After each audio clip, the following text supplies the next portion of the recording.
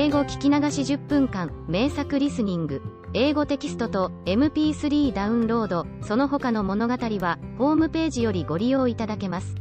88thpp.com 88thpp.com The Blue Bird. Chapter 1. The Woodcutter's Cottage.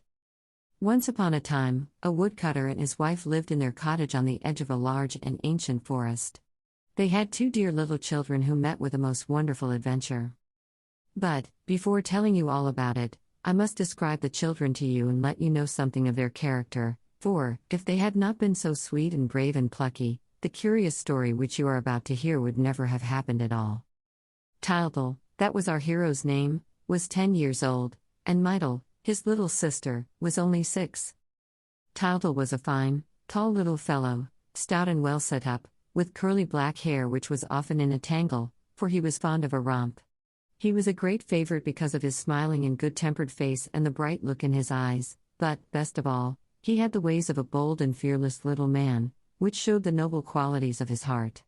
When, early in the morning, he trotted along the forest road by the side of his daddy, till the woodcutter, for all his shabby clothes he looked so proud and gallant that every beautiful thing on the earth and in the sky seemed to lie in wait for him to smile upon him as he passed. His little sister was very different, but looked ever so sweet and pretty in her long frock, which Mummytyl kept neatly patched for her.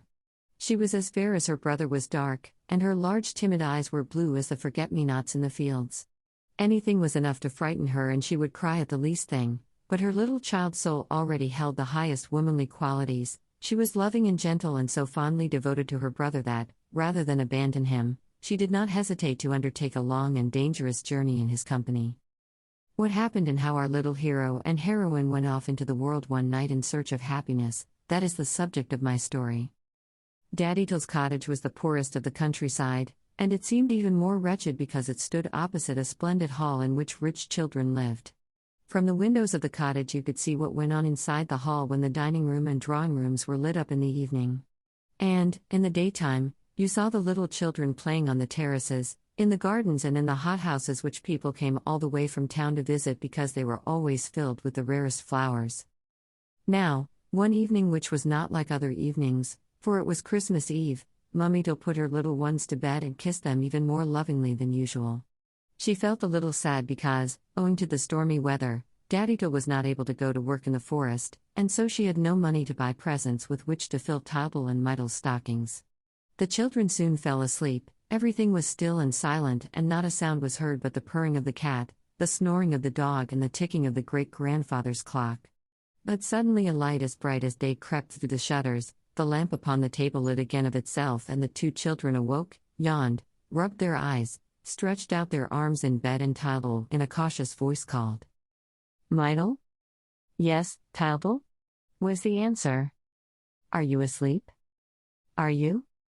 "No," said Tyltyl. "How can I be asleep when I'm talking to you?" "I say, is this Christmas Day?" asked his sister. "Not yet, not till tomorrow. But Father Christmas won't bring us anything this year." "Why not?" "I heard Mummy say that she couldn't go to town to tell him. But he will come next year." "Is next year far off?" "A good long while," said the boy. "But he will come to the rich children tonight." "Really?" "Hello," cried Tyltyl of a sudden. "Mummy's forgotten to put out the lamp. I've an idea." "What?" "Let's get up." "But we mustn't," said Mytyl, who always remembered. "Why, there's no one about. Do you see the shutters? Oh, how bright they are." "It's the lights of the party," said Tyltyl. "What party?" "The rich children opposite. It's the Christmas tree. Let's open the shutters." "Can we?" asked Mytyl, timidly. "Of course we can, there's no one to stop us. Do you hear the music? Let us get up." The 2 children jumped out of bed, ran to the window, climbed on the stool in front of it and threw back the shutters. A bright light filled the room, and the children looked out eagerly. "We can see everything," said Tyltyl. "I can't," said poor little Mytyl, who could hardly find room on the stool. "It's snowing," said Tyltyl. "There are 2 carriages, with 6 horses each." There are 12 little boys getting out, said Myrtle, who was doing her best to peep out of the window. Don't be silly. They're little girls. They've got knickerbockers on. Do be quiet. And look. What are those gold things there, hanging from the branches? Why, toys, to be sure, said Taltal. Swords, guns, soldiers, cannons. And what's that, all round the table? Cakes and fruit and cream tarts. Oh, how pretty the children are, cried Myrtle, clapping her hands. And how they're laughing and laughing, answered Taltal. And the little ones dancing. Yes, yes, let's dance too, shouted Taltal. And the two children began to stamp their feet for joy on the stool. Oh, what fun, said Myrtle. They're getting the cakes, cried Taltal. They can touch them. They're eating, they're eating, they're eating. Oh, how lovely, how lovely.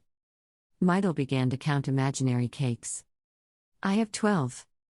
And I 4 times 12, said Taltal. But I'll give you some. And our little friends, dancing, laughing and shrieking with delight, rejoiced so prettily in the other children's happiness that they forgot their own poverty and want. They were soon to have their reward. Suddenly, there came a loud knocking at the door. The startled children ceased their romp and dared not move a limb. Then the big wooden latch lifted of itself, with a loud creak, the door opened slowly, and in crept a little old woman, dressed all in green, with a red hood over her head. She was humpbacked and lame and had only one eye, her nose and chin almost touched, and she walked leaning on a stick. She was surely a fairy.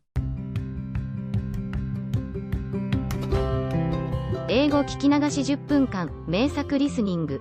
英語テキストと MP3 ダウンロード、その他の物語は、ホームページよりご利用いただけます。